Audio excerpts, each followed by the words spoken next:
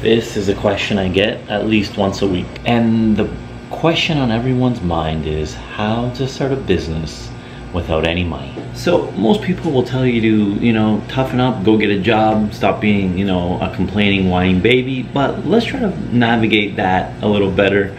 And let's try to see how we can really start a true business without your personal investment, or with as minimal as possible if you're just starting out. I know it's hard. We started our grocery store 5 years ago with very little money, and it's been going okay. So it is possible, and I'm living proof that it has been done. I mean, we did start with some money. You cannot start a business like this with absolutely no money, but there's ways around navigating and building with, connecting with people, that you can start something and then build it into a full-scale business. So to give you a personal example, my mobile bartending service was my service-based business. We turned a old wooden bar into a portable wooden bar, and we did our events. We already had our smart serve from previous jobs at restaurants and bars, and then at the end of the day, people would give us a deposit. We would go purchase the mixes, and the customer would provide the alcohol for their weddings, and we would provide the service of mixing, serving alcohol, dealing with drunken guests sometimes, whatever wedding or baby shower or event we needed to take care of, we did it. And it was a good 2 years that we did it, but then I got busy with obviously my grocery store, and things didn't continue. And it wasn't because we ran out of money or anything. We just got busy with other things, and that happens in business. You might start something and move on to something else. So that's my personal experience. When you're basing a business on a service, it usually has to be you that is providing that service, if you have no money to start, that is. So the biggest thing you can do, and what we did with our store, is we built it in the public eye. So we made it so people were connected to our business. I have the store open still. It's just kind of quiet, so I'm shooting this video as the store's open. But the people got connected with our building of our business, what we were doing to start it, who we were using to renovate it, who we were connecting with to start something like this. So we were building it in the public eye, and people felt more connected with it, and it kind of built an audience around our business, and that's where you would step in. And whatever service you're providing, you want to build it in the public eye, so they're connected to your journey, and they feel like they're part of your business, where they want to support it more than they would than just some random business that popped up on their social media feed. You're probably gonna say, I don't have a business to build in public. I don't know what to show. I don't have a journey. This is where step number 2 would be important. You need to identify exactly what you're good at. You need to identify what you're not. You don't have to be crazy talented at anything.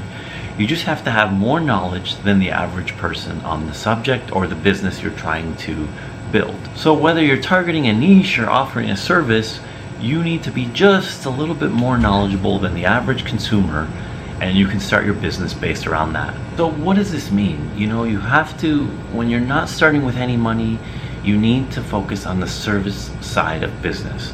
Whether it be, you're tutoring a subject that you have skills in, or doing lawn service, you need to start businesses that don't require any money. And if you're still saying to yourself, I don't have any skills that I can monetize, well, then it's your job to learn a skill that you can monetize. Because at the end of the day, you really have to look at it as the bigger picture.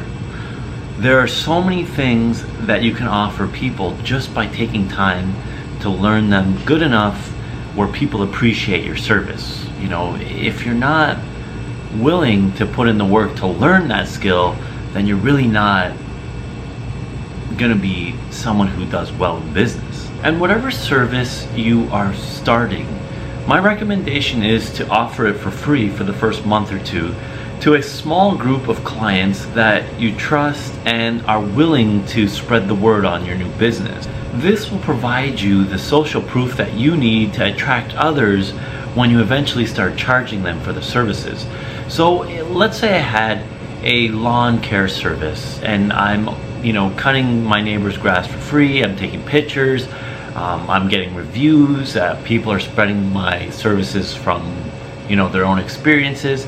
Now I have enough content that I can post. My business is functioning, it's busy, so when I eventually start charging people, I already have the proof there that I know what I'm doing. People trust me. They don't know if these people have paid me or not, and you don't have to disclose that. But then you have a business that has the respect because it has other people using you, and people love following what other people are doing. If we can say that the busier you are, the more people will eventually want to use your business. So by now I think you've realized a business that starts with no money is going to be based on you and your personal skills and the ability for you to get your name out there without costing you any money. Whether it be a lawn service, a social media marketing company, which people have started for free. They have come in our store and offered their services to run our social media channels. These are things that are skill-based. They don't cost you any money to start or very little money to start. So now that you've started this business with no money, it's time to realize that in order to keep this growing into a business that doesn't only require you to be there 24/7, you have to start reinvesting into this business from the money that you made. So what I mean by reinvesting into your business is you probably started your business with the bare minimum, the cheaper tools, things you had around the house, or maybe you were just using yourself, working 24/7. Now that you can have a little bit of working capital, the best thing to do is to upgrade everything that you possibly can to keep growing the business into something that one day you can hire a few people, so you keep growing and don't have to work 24/7 just to trade your time for money. And listen, I'm not trying to say that this is going to be an easy road. Anytime you start a business with money, it will be easier than trying to bootstrap it yourself from nothing.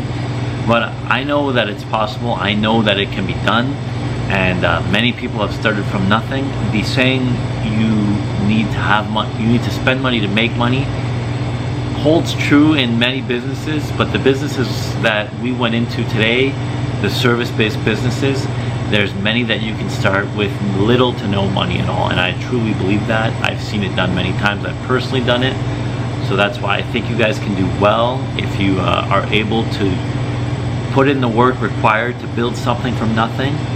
And it's been done. $1 million companies have started from nothing, so that doesn't mean that you can't do it. So I hope you're on your journey now to start your service-based business with absolutely none of your own money.